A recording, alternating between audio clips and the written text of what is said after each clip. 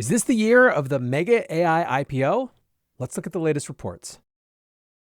Welcome back to the AI Daily Brief Headlines Edition, all the daily AI news you need in around 5 minutes.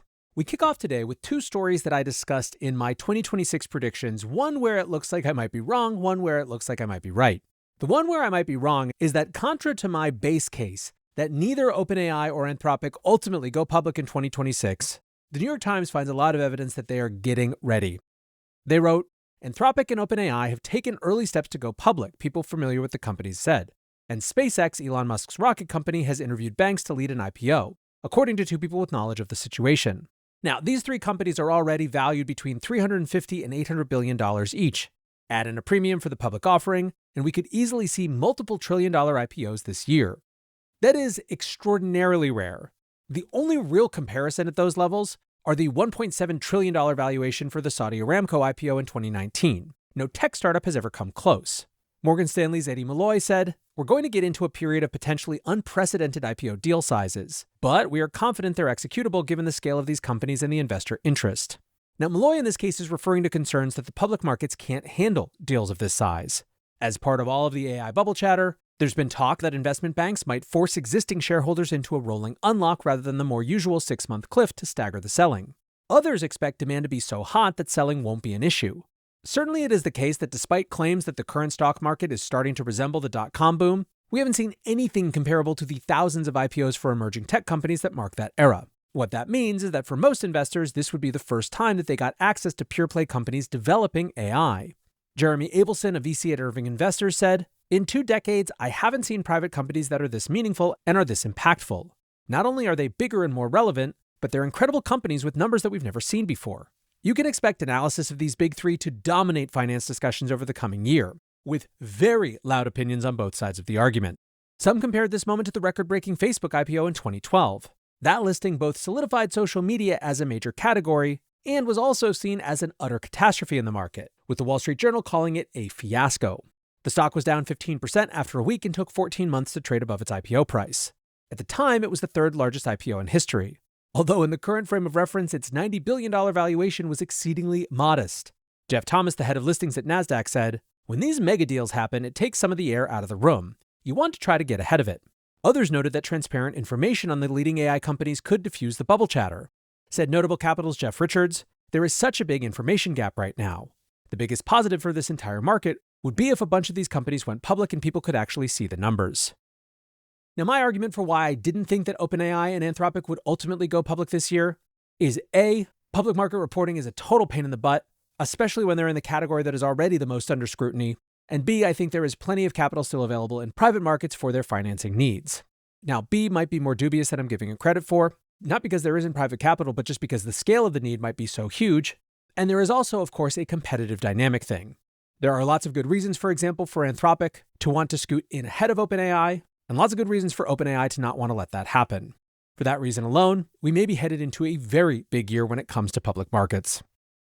Now, the prediction I did a little bit better on then is one where I said that Anthropic was going to continue to be hard to displace when it came to its lead in coding, and that I thought that Microsoft was likely to get much closer to Anthropic over the course of the year. According to the information, Microsoft has indeed quietly become one of Anthropic's largest customers over recent months. As of July last year, Microsoft began using Anthropic to power coding agents in GitHub Copilot. But the big shift began in September when OpenAI and Microsoft agreed to the amicable end of their exclusive partnership. Microsoft quickly announced they would add support for Anthropic's models within their Copilot products. The new multi-model version of Copilot routes each task to the most appropriate model. And for many of the tasks in Microsoft's productivity suite, the right choice seems to be an Anthropic model. The report stated that Claude Sonnet 4.5 has a 15% performance advantage over GPT-4o in agent mode for complex Excel tasks, although why the hell anyone's using 4o is beyond me, while the super long context window of Claude Opus 4.1 is being used for mass summarization and analysis tasks. Haiku 4.5 is also seeing heavy use due to its cost and speed advantage for smaller tasks. Business customers didn't have to upgrade or change anything in their plans, but as of last week, they're now receiving access to Anthropic models by default. The information reports that Microsoft has spent more than $40 million per month with Anthropic starting in July, a $500 million annualized pace that is likely a lot higher now, given that the models are seeing more use. In addition, the report states that Microsoft Cloud staff have been incentivized to sell Anthropic products. And finally, deepening the new ties, Anthropic will reportedly work with Microsoft to develop new Claude Power features for Copilot over the coming months. A liquid on Twitter said what I think a lot of people feel: Anthropic and Microsoft was the partnership that made sense all along. Speaking of partnerships and OpenAI, chip startup Cerebras has landed a $10 billion compute deal with the company. The 3-year deal will see Cerebras provide OpenAI with 750 megawatts worth of AI inference compute. A press release said that OpenAI planned to integrate Cerebras' chips into their broader computing network to provide faster response time. Cerebras CEO Andrew Feldman posted, "This has been a decade in the making.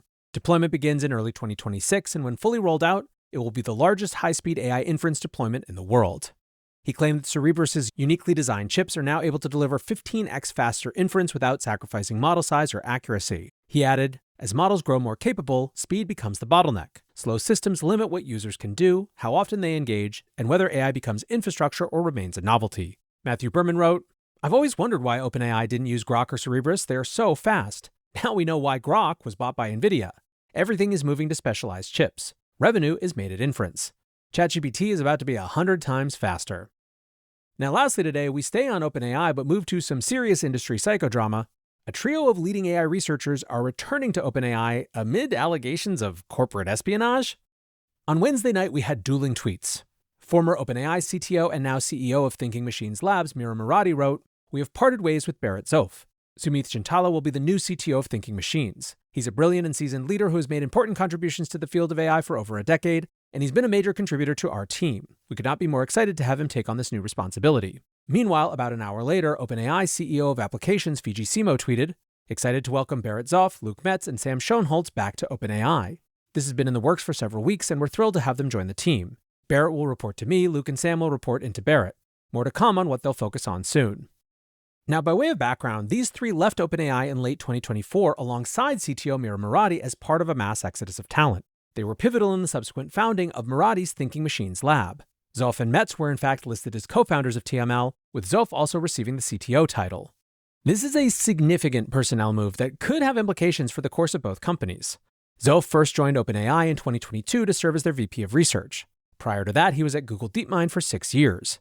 At OpenAI, he built the post-training team from scratch with John Schulman, who also left to co-found TML. That team yielded the O1 model and helped kickstart the new reasoning paradigm. Metz and Schoenholtz are also leading experts on post-training and reinforcement learning. Now, for TML, it's very difficult to know how bad a sign this is. The departure of 2 co-founders and another senior researcher obviously isn't a great indication of how things are going. Anonymous Twitter poster Signal wrote, "So like Thinking Machines completely imploded today? Someone DM me the tea, please." And yet at the same time, adding to the intrigue, Kylie Robison of Core Memory reported the story with a different twist, writing, "Thinking Machines has terminated its CTO, Bharat Zof, due to unethical conduct, according to 2 sources familiar with the matter."